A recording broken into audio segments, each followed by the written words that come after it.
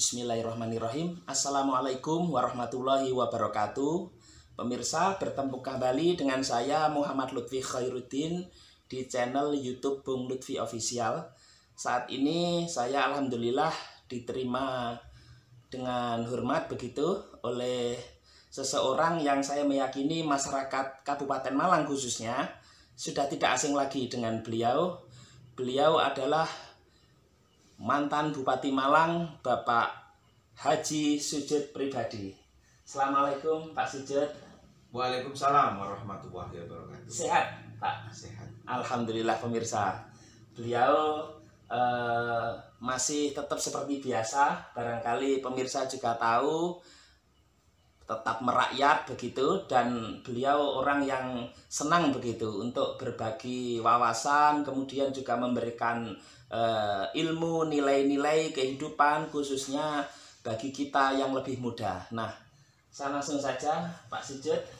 Ini masyarakat Malang khususnya kabupaten barangkali rindu ini terhadap panjenengan. Sudah lama tidak lagi menjadi bupati. Kemudian juga aktivitasnya sekarang apa ini Bapak ini? Terima kasih Mas Lutfi dan para pemirsa semuanya. Sebelum saya jawab, marilah kita bersama-sama paketkan salam nasional bangsa Indonesia. Merdeka! Merdeka! Salam Pancasila. Salam Pancasila.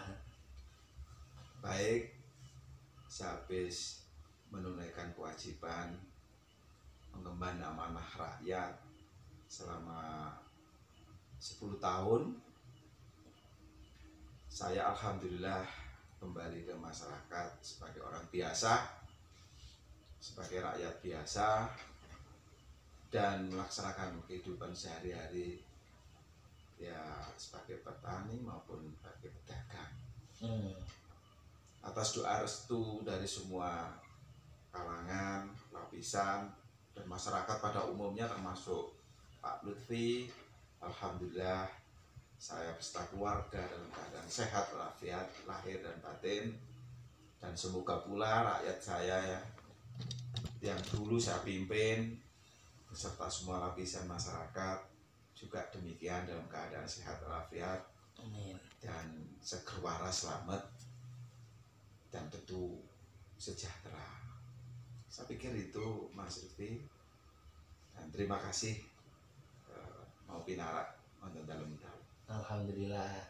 Jadi Bapak tidak lagi di posisi misalnya menjabat secara formal jadi apa begitu setelah tidak jadi bupati Bapak. Misalnya di legislatif misalnya. Oh tidak. Saya jadi rakyat kembali. Kan biasanya orang selesai menjabat itu, maaf, ini juga saya sampaikan, butuh waktu untuk kembali, karena kalau enggak itu mudah terkena namanya post power syndrome. Post power syndrome. Post power syndrome, dan saya kembali ke tengah-tengah masyarakat lagi, ke habitat saya lagi, dan alhamdulillah dengan hati yang bersih, pikiran yang jernih, saya bisa menganalisa dan sedikit memberikan masukan pada sesama ini. Tentunya itu yang saya harapkan. Oke. Pemirsa, Pak Sujud ini asli kelahiran Pakesaji Pak nggih, Desa Gelanggang. Alamat saya di Desa Gelanggang, RT 7 RW 3, desanya Desa Gelanggang, Kecamatan Pakesaji, Kabupaten Malang. Kemudian Ibu Sujud, ngapunten Ibu Tias asli Turen sini Pak nggih. Ibu Tias istri saya aslinya di Kelurahan Turen, Jalan Stadion Barat nomor 54. Kelurahan Turen, Kecamatan Turen. Luar biasa pemirsa. Kemudian kalau untuk putra Bapak atau putra saya dua, laki-laki semua? Yang satu perempuan, yang satu putri putra pemirsa. Laki-laki, yang satu baru lulus dari Universitas Brawijaya, jurusan mengambil jurusan teknologi pertanian. Fakultas Pertanian. Fakultas Teknologi Pertanian. Teknologi Pertanian. Yang kedua masih kelas 3 SMA. Turen. Turen. Luar biasa ini. Itu keluarga Pak nggih. Kalau saudara kandung Bapak ada berapa Pak Sujud? Saudara kandung saya ada 10, nah, sekarang tinggal 7. Banyak sekali. Betul. Bapak nomor? Saya nomor 6. Nomor 6. Ayah ibu Pak, kalau nggak salah Pak Suwarjo nih ayah. Nggih. Terus ibu? Bapak ibu sudah meninggal lama, dan kami sebagai seorang anak selalu mendoakan betul almarhum. Bapak sebagai ayah Pak, ayah panjenengan. Saya mendidik pada anak-anak saya sesuai dengan prinsip-prinsip perjuangan, di mana tidak ada sesuatu yang instan. Semuanya itu harus diraih dengan belajar, dan belajar terus. Proses. Ya, ada yang belajar melalui lembaga formal di pendidikan, pendidikan S1, S2, S3, dan bisa. Ada juga yang lebih sulit lagi, yang informal, belajar menghayati atau empati dari masyarakat kita bergaul sesama ini. Ya tentu kita punya pendirian atau punya sikap. Ya karena punya sikap, kita punya agama. Kebetulan saya dari Muslim, tentu saya punya panutan. Tiada lain adalah Rasulullah SAW. Kalau nilai-nilai orang tua Pak, ajaran-ajaran orang tua yang Pak Sujud paling ingat itu apa? Entah dari ayah atau ibu itu, yang sampai sekarang masih barangkali terngiang-ngiang begitu. Bapak ibu selalu mengajarkan tentang kebenaran, tentang kejujuran, tentang keadilan. Bahwa salah satu contoh, kalaupun kita diperlakukan tidak baik misalnya, kita balas tetap dengan kebaikan. Jadi apa yang harus kita persembahkan untuk negeri ini, bukan apa yang kita dapat dari negeri ini. Misalnya gitu. Demikian juga intinya adalah supaya berbuat baik pada sesama ini, ya, pada keluarga, pada masyarakat, pada negara dan bangsa, seperti yang diajarkan oleh para pimpinan partai saya, selalu mengamalkan ajarannya Bung Karno yang disebut dengan Pancasila. Itu orang tua Pak nggih. Kalau sekarang kita coba setback ke belakang Pak, ini barangkali penting untuk saya tanyakan. Bapak 2 periode Pak nggih menjadi Bupati Malang. Dulu sebentar kalau tidak salah beliau ini wakil Bupati Malang ya, mendampingi almarhum Pak Ibnu Rubianto. Kemudian Pak Ibnu wafat, panjenengan menjadi bupati begitu. Nah itu panjenengan ketika menjadi bupati pada waktu itu awal-awal Pak Sujud, itu seperti sudah memang punya pandangan begitu untuk menjalankan pemerintahan, atau barangkali ada kayak kagetnya begitu Pak, dari wakil bupati menjadi bupati begitu Pak Sujud, awal-awal menjabat dulu. Ini perlu saya sampaikan, saya ini hanya mengalir saja, saya hanya bukan mencalonkan ya. Saya dicalonkan atas doa restu keluarga, terutama Bapak Ibu, atas izin Bapak Ibu dan para pimpinan-pimpinan saya waktu itu, serta seluruh doa restu seluruh rakyat Kabupaten Malang. Oleh karena itu, karena saya ini diberikan amanah, ya saya persembahkan untuk masyarakat Kabupaten Malang. Dan selesai itu saya juga mohon diri dan mohon pamit kembali menjadi rakyat Kabupaten Malang. Seperti ini, jadi tidak ada namanya sindrom mungkin ini dan lain sebagainya. Karena memimpin negara itu yang kita utamakan harus state-nya, harus negaranya dulu ya, baru yang lainnya. Dan masyarakat itu masyarakat Indonesia Pak, itu suka hal-hal yang sifatnya casing. Artinya pemimpin yang barangkali, mohon maaf, dekat dengan rakyat, suka belusukan. Kalau panjenengan dulu jadi bupati kan ada sambang desa, kemudian juga menyapa rakyat, kemudian juga sering keliling begitu kemana-mana. Ini yang kemudian masyarakat itu senang pada waktu itu dan rindu akan kepemimpinan Pak Sujud itu. Itu kesan-kesan apa Pak dulu ketika jenengan itu misalnya bertemu rakyat kecil misalnya di desa itu yang bisa kita bagi ini? Nah, kalau kita ingin itu mau ketemu rakyat itu di sila 4 kan udah jelas namanya demokrasi ya. Kelihatan sila keempat dari Pancasila itu loh ya. Itu udah jelas di situ. Sehingga kalau kita tuh mau datang ke masyarakat itu jangan karena oh saya mau mencalonkan lagi atau saya tidak ada sama sekali. Demikian juga saya mau punya kepentingan ini, tidak. Saya punya niat ingin membangun masyarakat Kabupaten Malang ini supaya masyarakatnya sejahtera, kabupatennya bisa maju, dan angka kemiskinannya selalu bisa turun. Ya. Dengan demikian diperlukan pemimpin yang tegas dan punya wawasan bahwa yang terpenting adalah kepentingan negara, tidak boleh dikalahkan oleh kepentingan pribadi, kelompok golongan ataupun kepentingan partai. Saya kira itu. Jadi masyarakat kalau ingin melihat ya jangan lihat casingnya saja, tapi lihat isinya. Misalnya kalau saya dari PDI Perjuangan, saya dari PDI Perjuangan, itu ada yang namanya sumpah janjinya sebagai warga atau anggota partai maupun jadi pengurus partai. Di samping itu dilengkapi dengan jati dirinya. Jadi jangan sampai keluar dari jati dirinya. Sebagai apa perlu saya sampaikan, harus punya wataknya.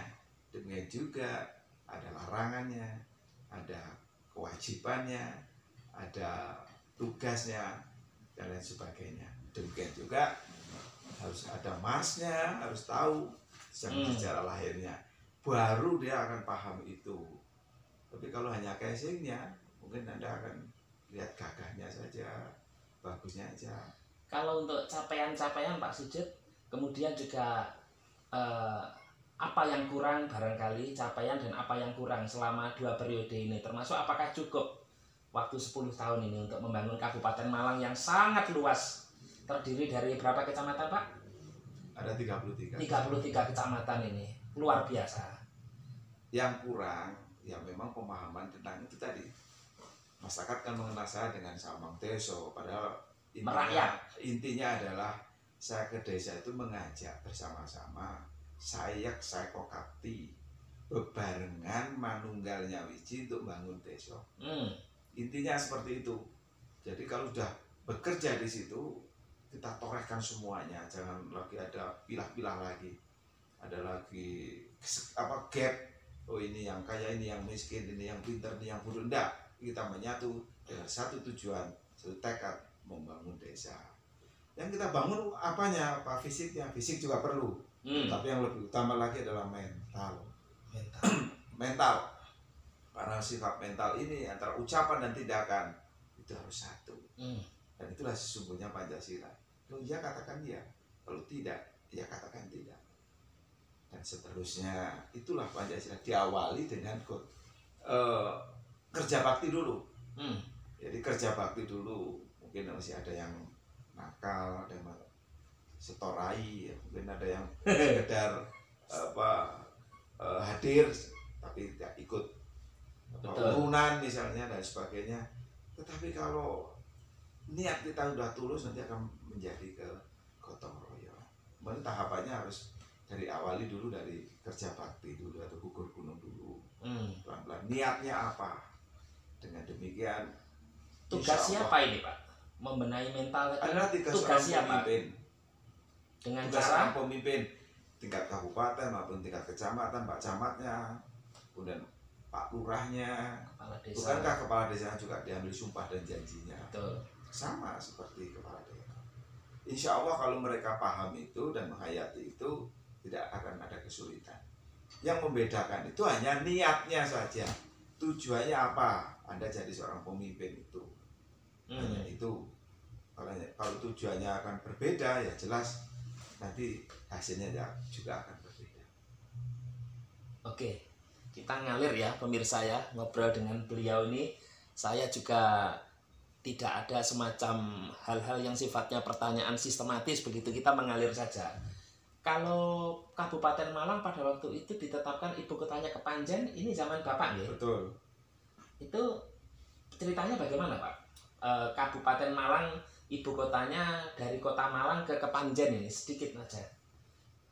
Ya inti dasarnya di samping Kepanjen ini kan strategis, jadi mudah dijangkau dari segala penjuru. Wilayah kita sangat luas. Sebetulnya sangat tepat itu ya yang di tengah kota, di alun-alun itu. Karena dari Kasembon, dari Lawang, dari Donomulyo mau Dampel Gading maupun dari mana Poncokusumo, di tengah-tengah itu. Namun karena itu masuk wilayah kota, kita punya alternatif yaitu di Kepanjen. Karena di kecamatan ini yang sangat memadai dan sudah ditetapkan, dan alhamdulillah sudah kita bangun juga kantor kabupatennya di Kepanjen. Semoga ini bermanfaat betul bagi seluruh rakyat, tidak hanya rakyat kabupaten tapi rakyat Kabupaten Malang. Tidak hanya rakyat Kepanjen saja, tetapi rakyat Kabupaten Malang. Sudah berhasil menurut Bapak sekarang Kepanjen sebagai ibu kota Kabupaten Malang, terutama infrastruktur Pak. Kemarin kan ada wacana juga yang belum ada ini, kalau kota ini alun-alunnya begitu di Kepanjen itu Pak Sujud. Kalau bangun fisik ya seperti alun-alun seperti itu paling mudah. Bagi saya paling mudah. Kenapa? Pemimpinnya memberikan contoh tentang kejujuran. Niatnya tadi apa jadi pemimpin itu? Ya, jadi niatnya dulu ditata. Jangan bujui, jangan ngapusi. Orang itu kalau sudah terbiasa bujui, ngapusi, suruh berhenti sangat sulit. Tapi akan kelihatan dari panca inderanya itu mesti akan nampak. Suruh bicara seperti lantang begitu barangkali gesturnya ya. Oleh karena itu niatnya ditata dulu, tujuannya apa, baru yang lain. Misal kalau mau bangun fisik ya. Kalau niatnya itu ingin betul-betul kepada negara, kepada tanah air ya, jangan ada satu rupiah pun yang dikorupsi. Ya. Saya insya Allah rakyat akan sangat mendukung dan bahkan akan bergotong royong untuk membantu apa kesulitannya. Bukankah Pancasila itu adalah gotong royong penjabarannya bersama-sama? Betul. Jadi itulah kekuatan kita, sumber kekuatan itu di situ. Selesai menunaikan tugas ya kembali ke masyarakat. Jangan minta dihormati terus, ganti menghormati yang lain. Seperti hari ini Mas Wirawo adalah ke rumah ya saya terima dengan baik, bahkan tak bahasani, nuwun sewu dan lain sebagainya. Dan mereka saya harus menghormati setiap insan yang bertamu, bukan bertamu juga harus kita hormati itu semua. Luar biasa pemirsa, beliau ini kalau dari sisi bahasa Jawa itu kromo inggilnya. Jadi saya sebagai yang lebih junior itu juga ada sungkannya begitu kalau beliau kromo inggil begitu. Nah Pak Sujud, kesulitan memimpin Kabupaten Malang saat panjenengan menjadi bupati ini apa Pak? Barangkali yang kita tahu tadi bahwa lumayan wilayah yang sangat luas nih Kabupaten Malang, dengan karakter masyarakat juga yang majemuk begitu. Terus belum lagi potensi-potensi misalnya. Nanti kita akan eksplor sedikit sebelum kita close begitu Pak. Apa kesulitan-kesulitan Pak Sujud barangkali? Ya kalau mau disebut kesulitan, saya kira semua pemimpin yang sekarang ini masih menjabat jawabannya pasti sama. Kendala. Ya. Kendalanya paling sama, anggarannya kurang. Gitu kan? Luas wilayahnya seperti ini. Kemudian waktunya juga kurang, misalnya gitu. Sebenarnya itu bukan alasan lah. Saya juga demikian. Adalah bukankah kalau Anda punya perencanaan, ya ketika mulai dilantik itu sudah 1 hari hilang, tinggal 1824 hari. Bukankah 5 tahun itu 1825 hari? Ya, dibagi hampir 400 desa. Bahkan kalau dusun-dusunnya itu ikut dihitung, ya bisa 1500 dusun. Kalau katakanlah satu desa ada 4 dusun, bahkan ada yang lebih dari itu. Coba apakah dalam waktu 5 tahun dengan anggaran yang sangat terbatas, kalau bahasa ekonomi saya PDRB dibanding dengan kekuatan APBD itu yang tidak seimbang, mampu untuk memuaskan semua pihak atau mampu untuk membangun segala kepentingan yang ada di Kabupaten Malang? Tidak akan mungkin tanpa harus melibatkan seluruh stakeholder atau seluruh komponen masyarakat yang ada. Disitulah peran ideologi, peran keyakinan yang kita namakan dengan Pancasila. Mari kita bergotong royong bersama-sama kita lakukan untuk kesejahteraan rakyat Kabupaten Malang. Ini harapan saya seperti itu. Ya, jangan dianggap orang menjadi pejabat pemerintah, masuk di lembaga pemerintahan, apakah itu yudikatif, eksekutif, legislatif, itu menurut keyakinan kami sebagai seorang satria, yang menurut ajaran yang telah saya dipegang teguh oleh bapak saya, diajarkan kepada orang tua saya, pada kami, itu bukan tempat untuk bekerja atau tempat untuk mencari pekerjaan, mencari kedudukan, mencari kehormatan, atau mencari kekayaan. Tetapi itu adalah ladang pengabdian seperti yang dituturkan oleh pemimpin besar kita, presiden pertama kita, yaitu Bung Karno, yang kita kenal dengan nama dedication of life. Saya adalah manusia biasa, saya tidak sempurna. Sebagai manusia biasa, saya tidak luput dari kekurangan dan kesalahan. Hanya kebahagiaanku ialah dalam mengabdi kepada Tuhan, kepada tanah air, kepada bangsa. Itulah dedication of life-ku. Jiwa pengabdian inilah yang menjadi falsafah hidupku dan menghikmati serta menjadi bekal hidup dalam seluruh gerak hidupku. Tanpa jiwa pengabdian ini, saya bukan apa-apa. Akan tetapi dengan jiwa pengabdian ini, saya merasakan hidupku bahagia dan manfaat. Soekarno, 10 September 1966. Inilah pesan beliau, pendiri negara Republik Indonesia, sang proklamator, kepada kita semuanya, generasi penerus, untuk selalu setia kepada negara yang telah didirikan oleh para founding father ini, kepada para pendiri negara ini. Jangan coba-coba berkhianat, apalagi aji mumpung dan segalanya. Saya perlu mengingatkan itu supaya rakyat kita cepat sejahtera, negara kita cepat maju, semua yang kita inginkan bisa segera terwujud, tentu dengan perjuangan keras dan punya dedikasi serta disiplin yang tinggi agar kita menjadi manusia yang cerdas. Saya pikir itu. Wah, luar biasa pemirsa, nilai-nilai yang beliau sampaikan terkait dengan apa yang disampaikan oleh proklamator kita Bung Karno. Ngomong-ngomong, Pak Sujud masih di partai, Pak? Dalam hal ini di Partai Demokrasi Indonesia Perjuangan? Ya, saya tetap, kalau partai saya dari dulu, mulai dari PDI kembali sampai PDI Perjuangan hingga saat ini. Kalau ada teman-teman mengatakan, saya ini dipecat, mana suratnya? Surat pemecatannya mana saat? Tidak ada sampai sekarang. Tidak ada. Mungkin hanya ingin menyingkirkan saya itu dan sebagainya. Tidak apa-apa.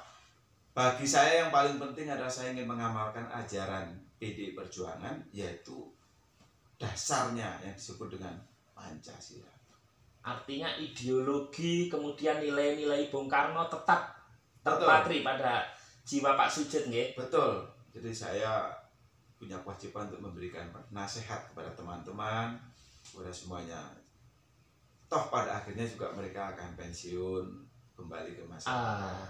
Sadarlah, sepandai-pandai kamu melakukan apa saja, toh kita ini manusia biasa seperti yang disampaikan oleh Bung Karno itu. Hendaklah kita jangan menyombongkan diri, bahkan merasa lebih. Marilah kita bergotong royong bersama-sama, duduk sama rendah, berdiri sama tinggi. Bukankah seperti itu hakikatnya kita ini? Oleh karena itu, Mas Lutfi, terima kasih banyak juga telah memberikan masukan yang cukup berharga bagi kami, mengingatkan dan lain sebagainya. Jadi inilah kasih sayang kami kepada teman-teman di partai, khususnya PDI Perjuangan, yang telah memberikan bimbingan dan didikan kepada kami supaya menjadi orang-orang yang berjiwa Pancasila. Tidak hanya sekedar untuk partainya saja, tetapi betul-betul berjiwa untuk negara dan bangsanya. Iya, iya. Itulah pesan yang disampaikan oleh Bung Karno. Jadi kalau secara organisasi, secara struktural mungkin sudah tidak, tapi secara ideologi, secara jiwa tetap Pak Sujud ya. Nasionalis itu tidak hilang dari seorang Sujud pribadi ini. Nggak mungkin, nggak mungkin. Kalau mungkin secara jabatan struktural itu hanya mereka di kelembagaan struktural, silakanlah. Tapi secara ideologi ya nggak mungkin keluar dari itu. Ya, walaupun saya misalnya diisukan dalam sebagai, saya tetap pada ajaran Pancasila. Tadi Bapak sempat menyampaikan bahwa seseorang ketika menjabat pada posisi puncak, setelah itu tidak menjabat, itu rata-rata mengalami yang namanya post power syndrome.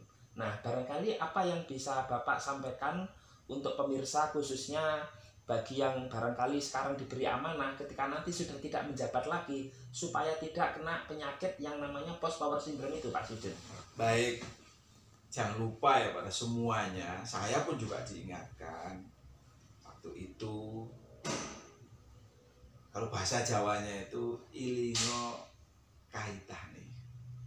Tidak semua manusia itu langsung mendapat kedudukan jabatan ataupun mendapat kekayaan yang luar biasa. Tidak. Kalaupun ada yang seperti itu berarti warisan. Ya. Tapi manusia itu pada hakikatnya adalah sama, lahir dalam keadaan juga sama. Nah, bisa seperti menjadi pimpinan, menjadi kekaya dan lain sebagainya. Ingatlah pada awal mulanya. Pada hakikatnya kita sama, maka tidak perlu kita saling memamerkan dan membanggakan dan lain sebagainya, atau menjadi manusia yang serakah, bahkan itu berdosa menurut ajaran agama kita maupun ideologi saya yang disebut Pancasila. Nah, jadi saya hanya sekedar menyampaikan ilingo kaitane. Saya kembali kepada awalnya. Itulah betapa bahagianya saya bisa kembali seperti semula, seperti itu. Nah, kalau melihat yang lain-lainnya, saya juga ingat kepada kawan-kawan, Anda juga sama seperti saya. Ya, ketika sekarang ini katakanlah diberi amanah, ya harus diberikan amanah itu untuk kepentingan masyarakat dan rakyatnya. Ingatlah dengan kejujuran, dengan kebaikan dan membela kebenaran, kita bisa terhindar dari malapetaka maupun mara bahaya yang mungkin Anda tidak ngerti, tidak tahu. Ya, mungkin mereka yang membaca atau mendengar suara saya ini agak tersinggung, saya juga mohon maaf, tapi rasakan dalam hati nurani Anda sendiri. Insya Allah mudah-mudahan bisa mengingatkan kepada saudara. Saya pun berperang melawan diri saya sendiri, sama. Terima kasih, semoga saudara para pemirsa semuanya, termasuk Mas Arifin ya, Mas Lutfi, Mas Lutfi, matur nuwun ya, di tengah-tengah kesibukan saya juga sama mau bersilaturahmi ke rumah saya. Karena gini Pak Sujud, orang kalau sudah post power syndrome nanti korelasi ke juga kesehatan kadang ketika orang sudah tidak menjabat, karena biasanya dihormati sekarang menjadi rakyat biasa misalnya, terus kemudian sakit-sakitan dan seterusnya. Kan tidak sedikit Pak yang mengalami yang demikian Pak Sujud. Nah, artinya ini memang satu hal yang barangkali setiap orang pasti akan mengalami. Panjenengan dulu menjadi bupati, sekarang sudah tidak misalnya. Terus tadi Bapak menyinggung Bung Karno ya. Kita ingin sedikit mengeksplor, pemirsa, beliau ini orang yang kita melihat punya kompetensi untuk menjelaskan tentang nilai-nilai seorang presiden pertama kita, proklamator Bung Karno, Pak Sujud. Terutama kaitan dengan religiusitas beliau, artinya keagamaan. Bagaimana Bung Karno selain yang kita kenalkan nasionalis, ternyata ini beliau juga seorang yang sangat islami begitu Pak Sujud. Itu apa yang bisa dibagi ke pemirsa tentang kehidupan ruhani seorang Soekarno maupun nilai-nilai yang lain Pak Sujud, monggo. Bung Karno mengatakan mengabdi yang pertama itu kepada Tuhan. Dan bukankah Tuhan bersemayam di dalam dirimu, di dalam hatimu? Bahkan ada ungkapan dalam bahasa Arab itu, qalbun mukmin baitullah. Hatinya Hati orang mukmin itu tempatnya Allah. Pada diri kita, dan kita tidak bisa menghindar itu ataupun menipu itu, walaupun ada perbuatan sehebat apapun, sejelek apapun, hatimu selalu mengingatkan.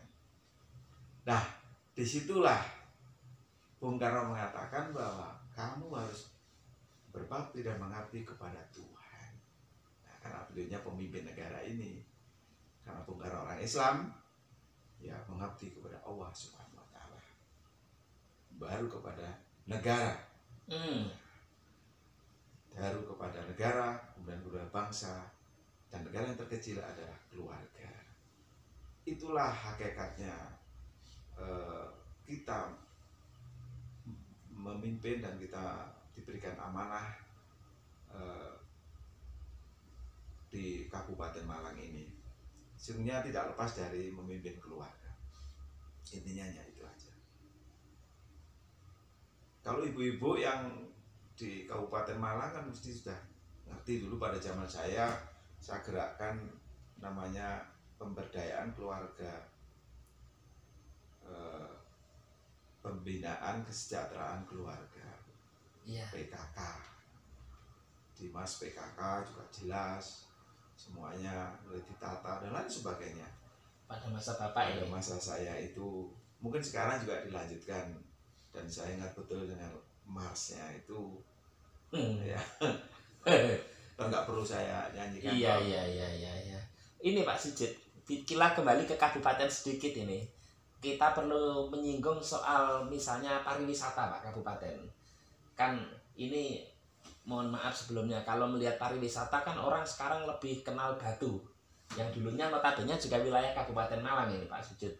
Kemudian ada Kota Malang juga ya sebagai senter di situ, kota pendidikan juga. Nah, untuk kabupaten tentu kalau bicara wisata apa, misalnya wisata alam pantai misalnya kan, pantai selatan ya, begitu banyak pantai Pak Sigit di pantai selatan ini. Namun yang klasik tentu orang bicara soal infrastruktur, bahkan keamanan Pak Sigit. Itu seyogianya seperti apa Pak pengembangan pariwisata khususnya di Kabupaten Malang ini? Baik itu wisata alam, pantai maupun yang lain Pak. Monggo Pak. Ya, harapan saya kepada stakeholder, terutama penyelenggara pemerintah, penyelenggara negara itu jangan terlalu banyak berwacana. Yang paling utama adalah jelaskan kepada masyarakat, terutama di bidang pariwisata. Pariwisata itu kan menjual jasa, ya, produksinya kan jasa. Jasa ini mudah terganggu. Salah satu misalnya kalau tidak aman. Betul. Kedua, kalau fasilitas pendukung infrastrukturnya tidak memadai. Betul. Demikian juga pelayanan pada pemerintahnya. Oleh karena itu, beberapa fasilitas ini harus dicukupi. Ya, misalnya mengenai tadi dikritik tentang fasilitas ya. Iya.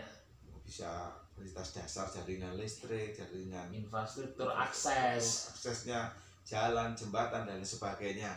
Apalagi kalau menyangkut wilayah Kabupaten Malang ini. Makanya kalau hanya mengandalkan anggaran pendapatan dan belanja daerah APBD Kabupaten Malang nggak mungkin mencukupi. Maka harus punya terobosan. Berapa Pak APBD Kabupaten Malang? Wah, saya sekarang nggak tahu, paling nggak. Zaman Bapak? Kalau dilihat dari nilai inflasi ya. Iya. Ya kalau sekarang udah bisa sampai sekitar 3-4 triliun ya. Zaman saya belum ada 1 triliun.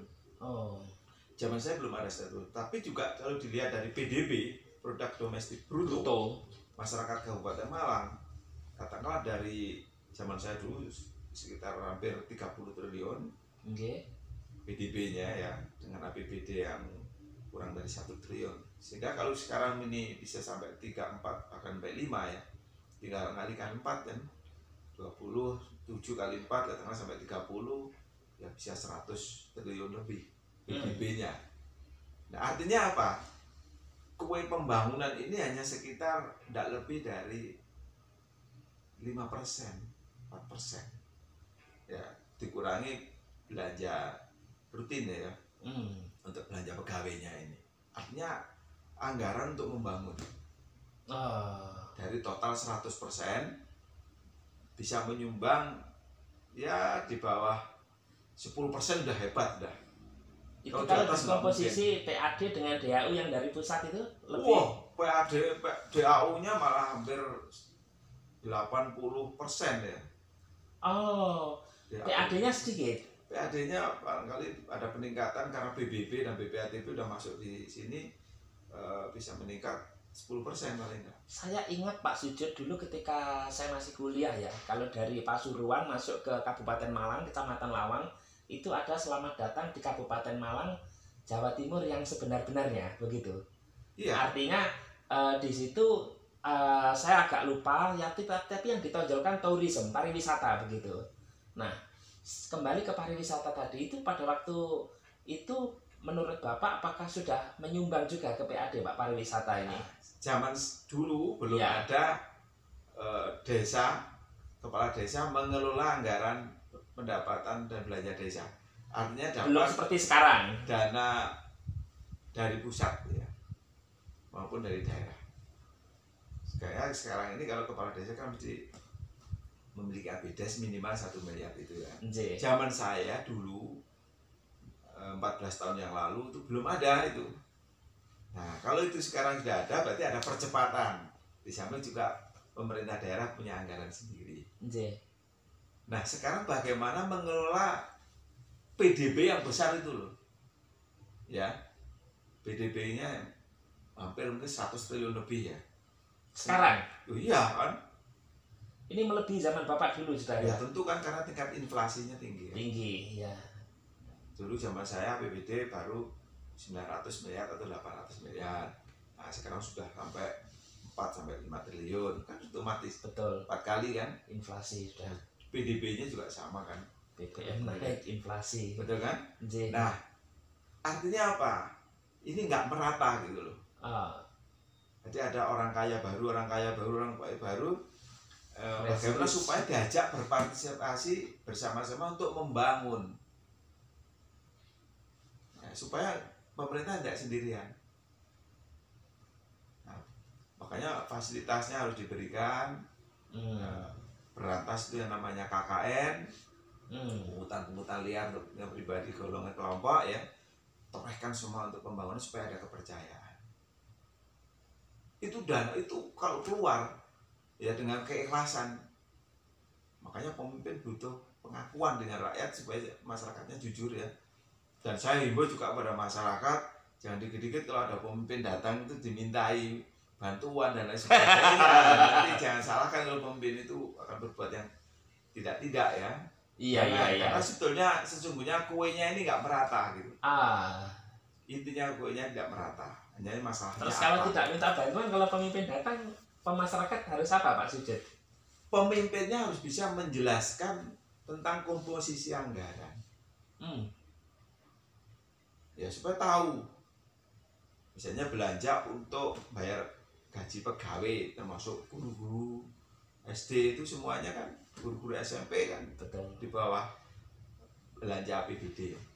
Ya belum lagi yang lain-lainnya, perawatan, pemeliharaan dan lain sebagainya, yang rutin ya, yang nggak mungkin dihindari. Baru belanja pembangunan ya, sekitar 50-50% dari total APBD itu. Nah, kalau itu pun dengan tanda kutip tidak dikorupsi ya, gitu, KKN, betapa cepatnya membangun ini gitu.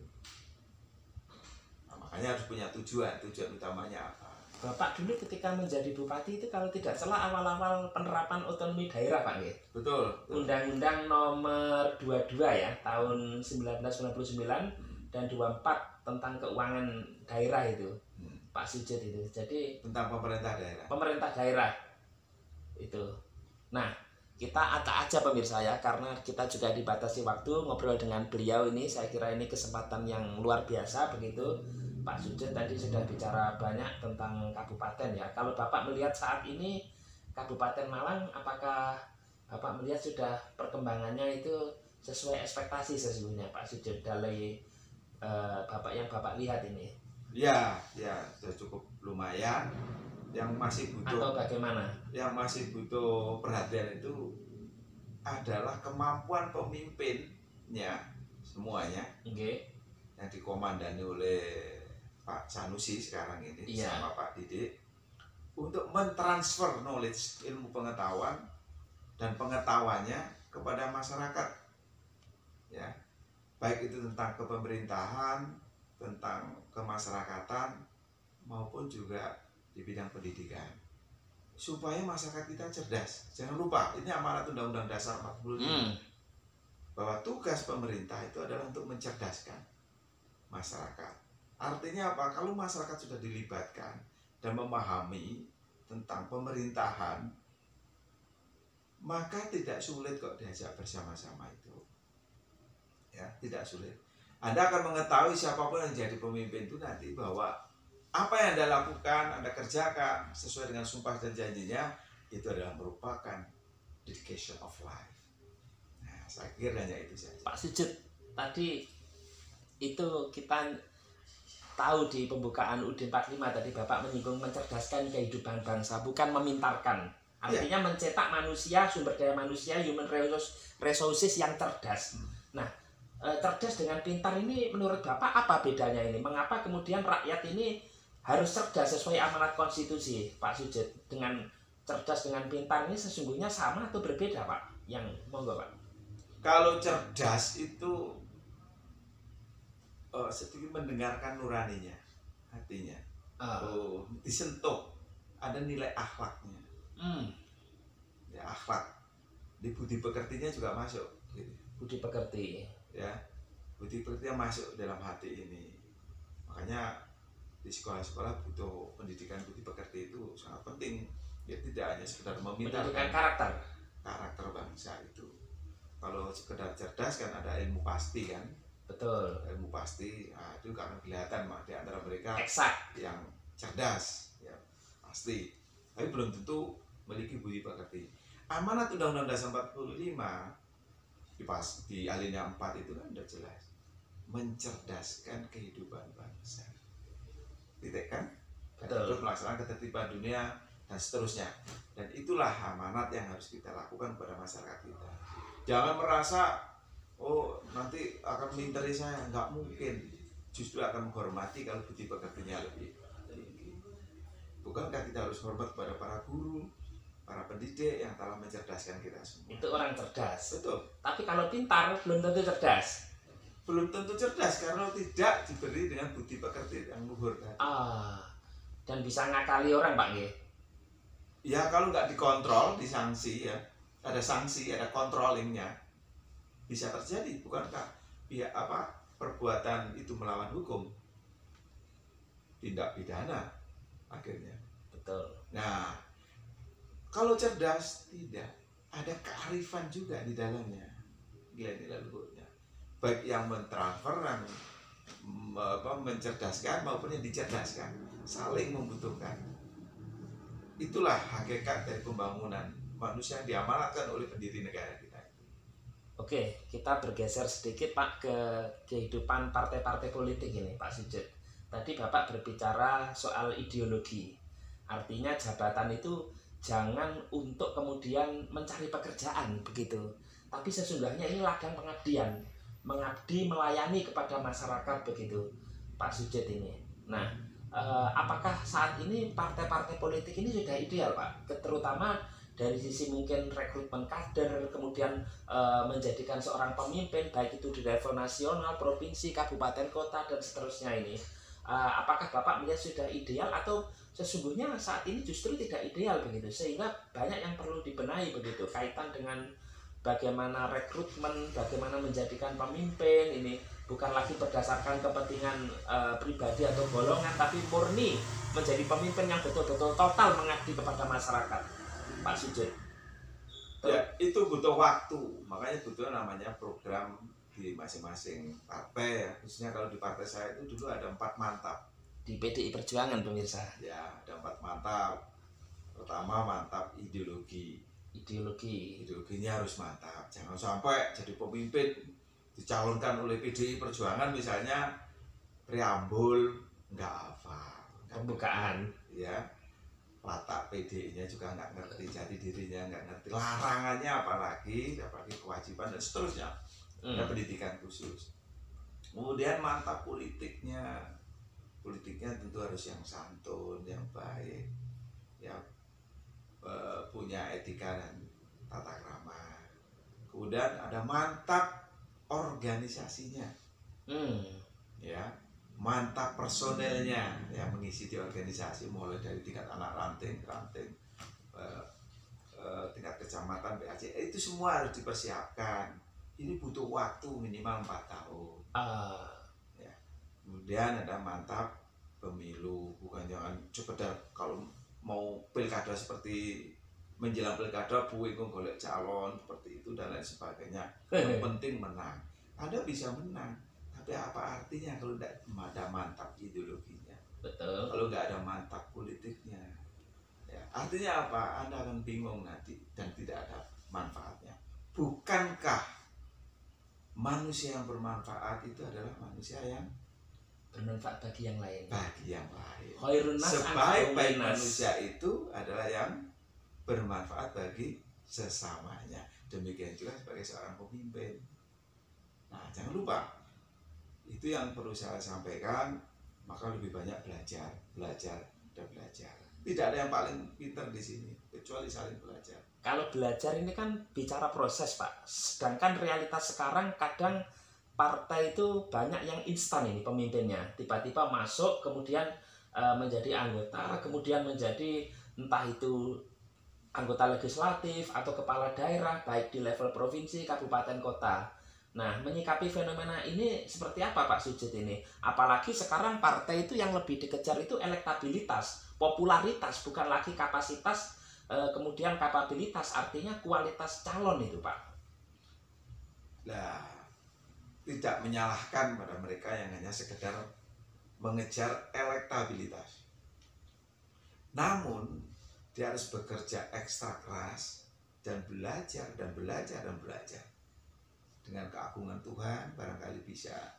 Tetapi kalau tidak mau untuk bersama-sama, maaf, ideologi kita, dasar negara kita, pandangan hidup kita tidak mengajarkan tentang individualis. Kita mengajarkan kebersamaan. Ingat itu. Ya, kita tidak diperintah di dalam ajaran kita untuk menentang yang sifatnya individualis. Yang kita kejar adalah kebersamaan yang di dalamnya ada gotong royong bersama. Saya bukan hebat kalau tidak Anda pilih, Anda dukung, tidak Anda layani dengan baik, juga nggak ada artinya nama saya. Saya berterima kasih banyak selama saya memimpin seluruh rakyat Kabupaten Malang yang telah memberikan terbaik kepada kami, dan kami juga sebaliknya memberikan terbaik kepada seluruh rakyat Kabupaten Malang. Tidak ada kata pamrih, baik mereka yang mendukung maupun tidak, semua adalah rakyat kami dan semua harus kita lindungi, kita layani, dan kita sejahterakan bersama. Jangan lagi ada perbedaan, si kaya, si miskin, si pendukung ini tidak perlu, dia yang dulu dari partai saya itu bukan. Jangan ada lagi. Bukankah sumpah dan janjinya sudah jelas ketika Anda akan menunaikan pekerjaan itu, tentu akan disumpah. Demi Allah saya bersumpah bahwa saya akan memenuhi kewajiban saya yang sebaik-baiknya dan sejujur-jujurnya, dan seterusnya. Itulah pemirsa, maaf barangkali saya tidak menggurui ya, tapi perlu diingatkan pemimpin siapa saja. Ya, karena itu manusia. Yang mengingatkan bukan saya loh ya, ini saya hanya menyitir pendapatnya Bung Karno, apalagi para ulama, para guru kita semuanya. Mungkin itu ya. Ya, Pak Sujud masih ada 10 menit Pak. Kita paskan waktunya nggih Pak Sujud nggih. Tadi Bapak menyinggung banyak hal ya, kaitan bagaimana seorang pemimpin begitu harus melayani masyarakat, mengabdi dan seterusnya. Namun tidak dapat dipungkiri sistem politik kita menjadi seorang pemimpin itu kan melalui mekanisme partai politik Pak, melalui parpol begitu. Sehingga ketika dia menjadi kepemimpin, keperbiakan ketika menjadi pemimpin itu untuk menjadi adil ini kan sulit kadang. misalnya hanya memperhatikan partainya yang mendukung misalnya. Padahal kalau kita bicara di agama, mohon maaf Islam misalnya, itu salah satu makhluk Allah yang nanti dinaungi oleh arus ketika hari kiamat, hari akhir itu pemimpin yang adil sesungguhnya. Jadi yang tidak membeda-bedakan begitu. Nah, untuk bisa bersikap seperti adil ini bagaimana Pak Sujud? Pemimpin adil sendiri dalam pandangan seorang Sujud pribadi itu seperti apa sesungguhnya? Ya tadi kan sudah saya sampaikan ya. Yang pertama belajar tentang kebersamaan. Anda tidak akan bisa untuk belajar keadilan tanpa harus mengetahui kesombongan Anda sendiri, kesombongan saya sendiri, keserakahan saya sendiri, saudara sendiri, dan sebagainya. Maka sifat-sifat individualis itu harus bisa dikikis. Misalnya saya bisa terpilih ini karena Anda pilih, toh Anda beri kesempatan, toh Anda nggak memilih, ya nggak mungkin saya jadi pemimpin. Maka saya harus selalu ingat kepada rakyat saya. Jangan kalau hanya perlunya saja mendekat kepada rakyat, selesai pilihan, selesai menghindar dari masyarakat. Nah, hal yang seperti inilah sifat individualisnya mulai muncul. Nah, ini harus selalu diingatkan. Dari rakyat, oleh rakyat, untuk rakyat. Nah, jadi sebetulnya kita ini sama hanya untuk pembagian spesifikasi aja.